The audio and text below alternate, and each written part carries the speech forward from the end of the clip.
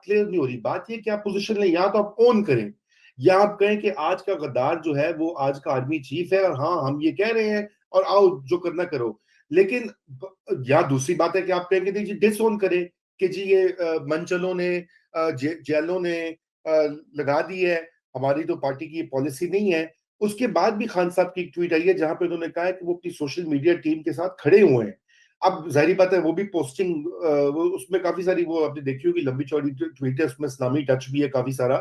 तो उन्होंने कहा कि जी मैं खड़ा हूं अपनी सोशल मीडिया टीम के साथ। अब देखे ना, ये बात ये है कि अब तकनीकी या कानूनी तौर पे जो अकाउंट होता है, अकाउंट होल्डर के कंट्रोल में होता है और उसकी मर्जी से पोस्ट होता है। अगर इमरान खान साहब का ट्विटर अकाउंट है तो यही समझा जाएगा कि वो पोस्टेड है। मगर यहाँ पे प्रॉब्लम ये कि क्या उनके पास जेल में ये सहूलत मौजूद है? नहीं। तो फिर कोई और उनके बिहाफ पे कर रहा है, और अगर वो कोई उनके बिहाफ पे कर रहा है तो यकीनन उनकी डायरेक्शन सही कर रहा होगा।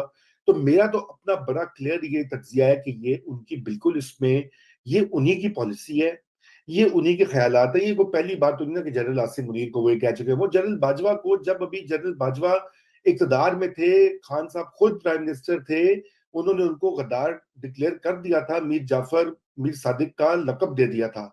और उनके जो मनपसंद जो है जर्नलिस्ट वगैरह उनके हामी, वो भी ये ट्रेंड चला रहे थे, कौन गद्दार कौन मीर जाफर। आपको याद होगा टीवी चैनल्स पे ये बातें स्टार्ट हो गई। तो इसमें कौन सी कोई चंबे की बात है, पहले भी हो चुका है। अब सिर्फ ये कि उस वक्त जनरल बाजवा का बड़ा सॉफ्ट पॉलिसी थी, क्योंकि शायद उनको एक्सटेंशन के लिए ख्याल था कि इनको अपने साथ ही रखा जाए। मौजूदा जो आर्मी चीफ है उनकी पॉलिसी नरम नहीं है, इसलिए वो आपको रिएक्शन भी आ रहा है। तो बात तो बिल्कुल क्लियर है कि ये एक हेड ऑन कोलिजन है बुखारी साहब, और ये आगे बढ़ेगा। देखिए इसमें तक पीटीआई के अंदर जितनी भी फोर्सेस थी, उन्होंने पिछले 5-6 सालों में जो इमरान खान साहब के साथ आर्गुमेंट किया, जो डेमोक्रेट थोड़े बहुत थे, उन्होंने कहा कि आप पॉलिसी को थोड़ा सा अपनी में गुंजाइश पैदा करें, सियासी जमातों के साथ स्पेस पैदा करें। तो with the passage of time वो पीटीआई में उन्होंने समझा कि वो नाकाम हुए हैं, क्योंकि जो इमरान खान का बयानिया था कि हर किसी के साथ लड़ाई करना, वो उन वो साबित हो गया कि वोट तो उसको मिलते हैं, उस बयानिए को वोट मिलते हैं जो बयानिया इमरान खान का है। और जो शाह महमूद कुरैशी उनको बताते रहे, या उसके अलावा बहुत सारे असद उमर और बाकी लोग जो बताते रहे कि आप सियासी जमातों के साथ एक रास्ता बनाएं, वो ऑल टुगेदर वो सारे लोग इररिलेवेंट हो गए। और मिस्टर इमरान और उसका ये जो बयानिया है, जिसको जरदारी साहब ने कहा मुंह बंद करें, या ख्वाजा आसफ ने कहा कि अगर ये जुबान बंदी कर लें, तो वो ये समझते हैं कि वो जो जुबान है ना, और जो एक एग्रेशन और वो जो लफ्ज है और वो जो बयानिया है और वो जो नैरेटिव है तसादुम का, कौम उसके साथ खड़ी हो जाती है और वोट उसके ऊपर मिलते हैं, तो लिहाजा ये वैलिड बयानिया है। वो with the passage of time उन्होंने ये सीखा है कि ये वैलिड बयानिया, और इसी वजह से बाकी सारे लोग मेल्ट डाउन हो गए।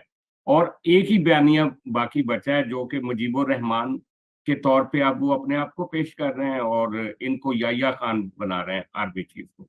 रियासत मुसलसल 9 मई जो हुआ था 2023 से ऑनवर्ड, उसका एक ही मौकफ, वो एक ही बात कर रही है और वो एक ही मुतालबा कर रही है। लेकिन उसके बाद आप देखें कि हो क्या रहा है कि पे दर पे जो जिम्मेदारान हैं उनको या जमानतें मिल रही हैं, या वो बाहर आ रहे हैं, या वो कहीं और जा रहे हैं। अब दरमियान में एक एक थोड़ी सी ये भी वो क्यास सामने आया था, या ये भी एक राय सामने आई थी कि हुकूमत सही तरीके से वो प्रोसिक्यूशन को वो जोर नहीं दे रही जिस तरीके से होना चाहिए, वो लेटर एंड स्पिरिट के साथ इन केसेस को देखना चाहिए।